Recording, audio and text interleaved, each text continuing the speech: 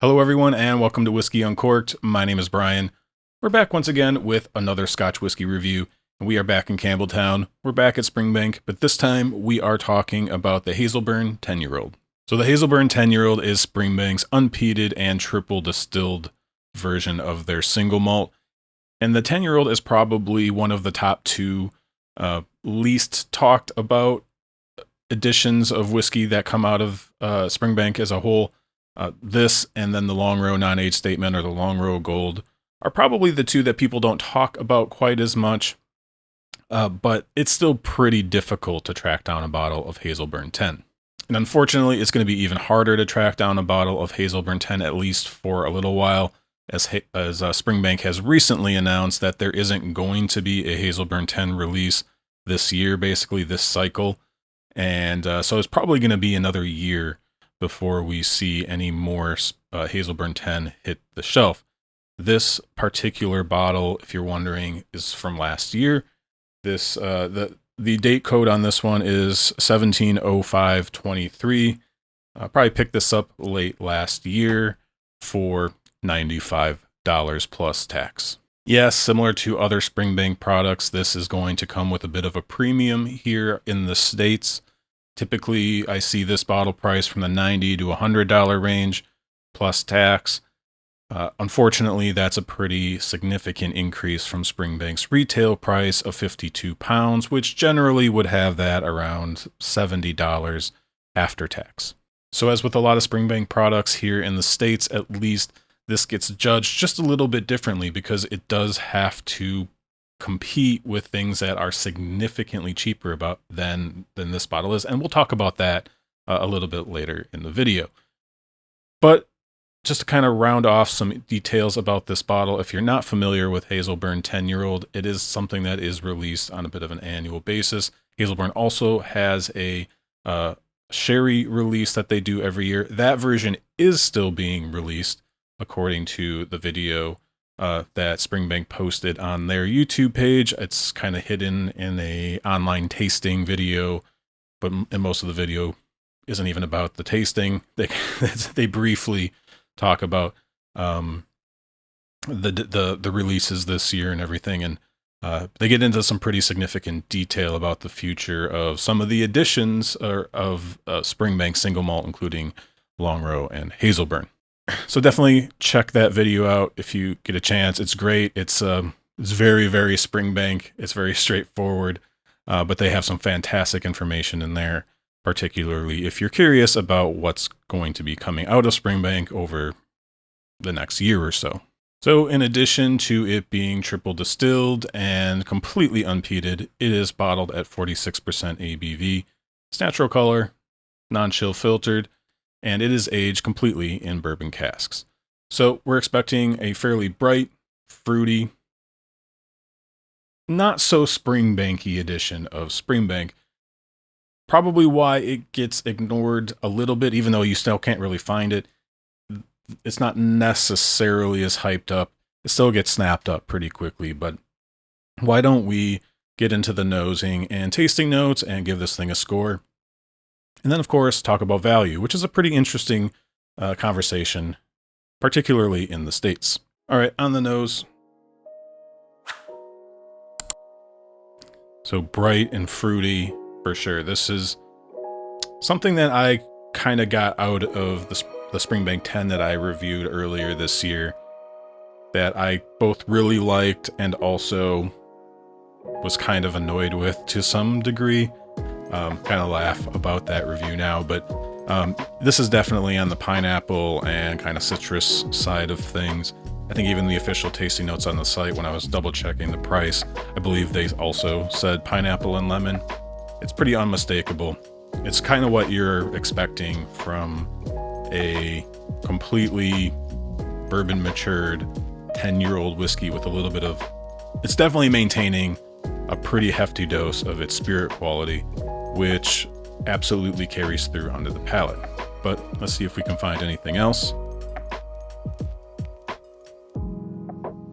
So there is an ever so slight kind of dry graininess to this. It's a spirit-forward whiskey all through and through, both on the nose and the palate.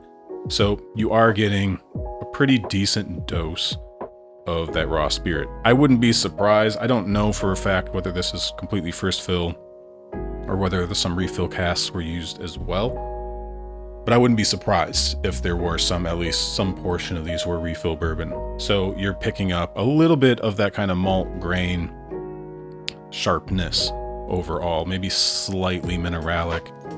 You could probably call it earthy, but it definitely comes off as a little bit more mineralic or even very mildly metallic.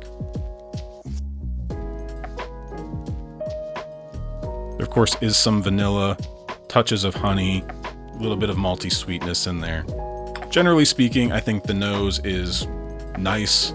It's kind of refreshing. This is definitely a bit of a summer whiskey overall, which I don't know if you say about Springbank and Longrow all that often. I mean, for me, they are, but maybe some other people are looking at kind of that funky earthiness.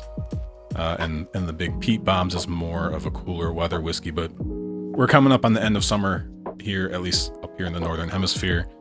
And it's still pretty nice and warm. We just had some 100-degree weather last week. So nice, refreshing whiskey is always appreciated. And at least on the nose, this is definitely doing the job. If there's a complaint about the nose, it's probably it's pretty straightforward. You're not going to get the big, funky, cheesy, mushroomy experience that you're going to get with Springbank. You're not going to get the big, peaty, kind of industrial Longrow experience, but this is definitely showing Springbank's range, that they can make a bright, clean, fruity spirit that still has some interesting qualities to it. And there definitely are some interesting qualities on the palate. So why don't we find out what those are? Cheers. So initially, you're kind of met with like a vanilla almond creaminess up front. And then once you swallow it, you're hit immediately with the big bloom of fruit. It's pineapple and lemon on the nose, maybe a little bit more pineapple and mango. Pineapple and peaches, that sort of thing. Still juicy, delicious, alongside maybe a little bit of kind of natural honey sweetness with it. And into the finish, where some of the more interesting qualities start to come out. You start to really get the spirit character coming out. And I mentioned that kind of slight metallic, mineralic quality on the nose. It definitely can come out on the finish on this particular batch.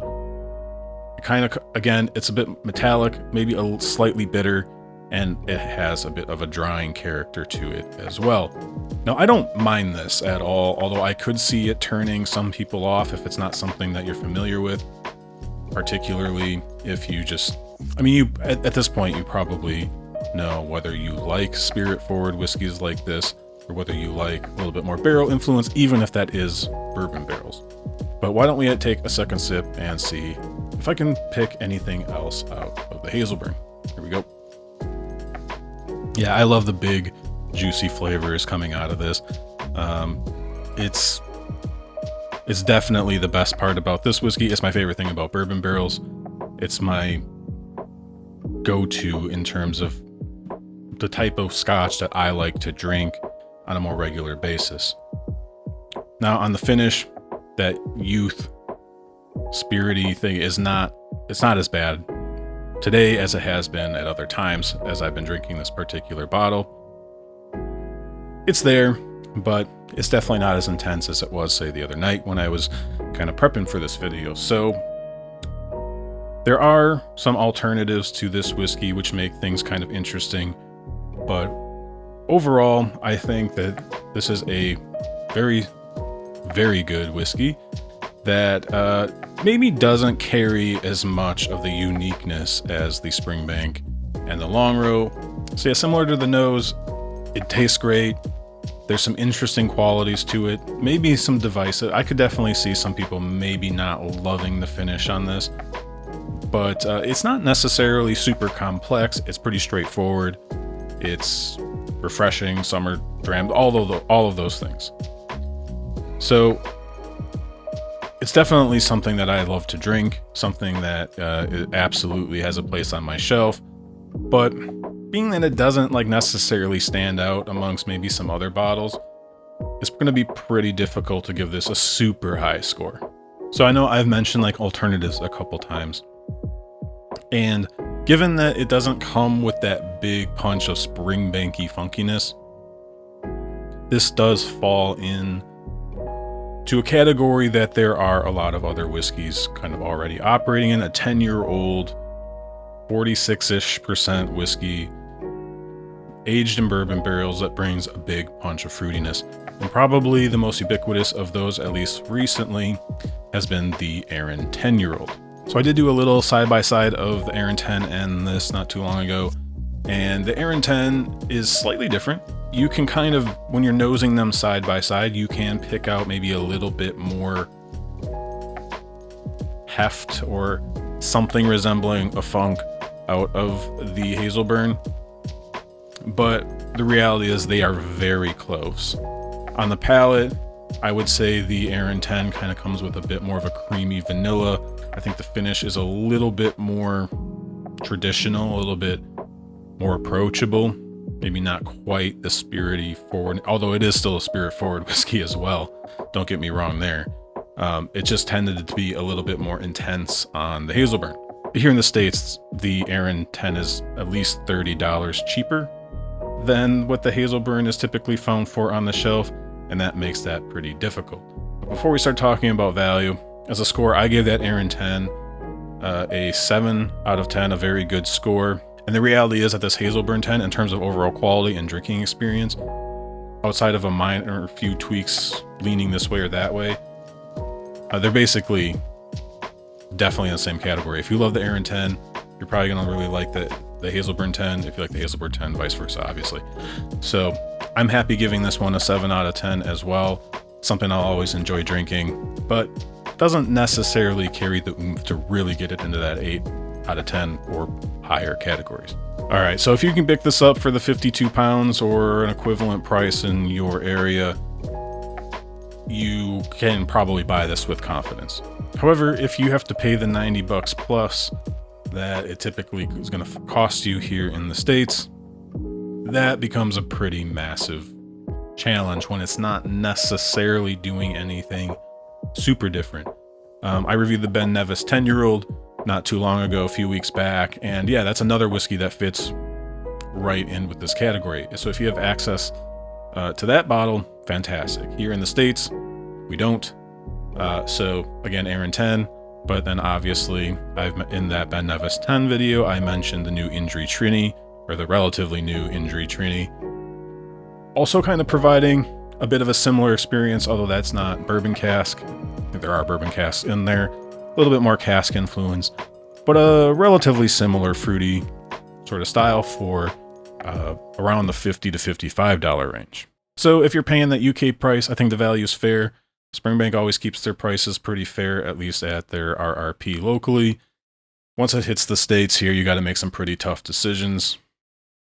Generally speaking, if you really want my opinion, unless you just really find something compelling about the Hazelburn 10, or you've never had one before, and you need to make up kind of your own mind about this, I would probably say stick with the Aaron 10. You're going to get a pretty damn similar experience.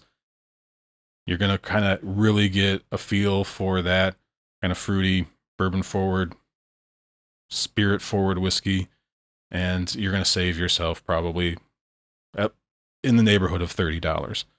So yeah, it's pretty difficult to say this is a great value here in the States. I think it's probably a solid value elsewhere. And then, of course, if there's just something about Hazelburn 10 that you just love, I totally get it. It is a fantastic whiskey.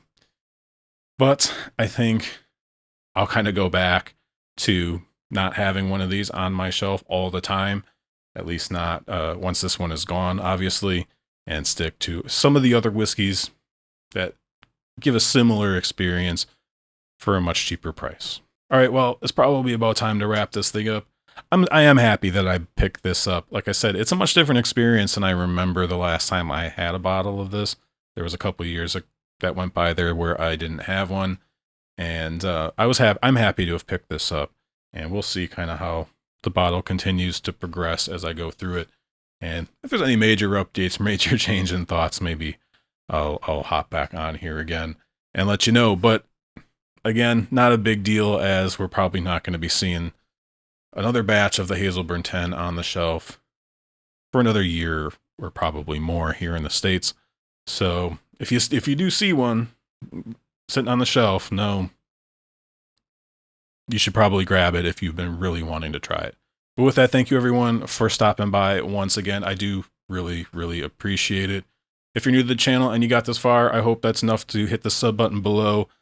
If you're still watching, I hope that means you didn't hate the video. Please click the like button. And yeah, let me know where you put Hazelburn 10 in the grand scheme of things compared to the Springbank and Long Row categories in terms of other whiskeys that do end up being somewhat similar in style.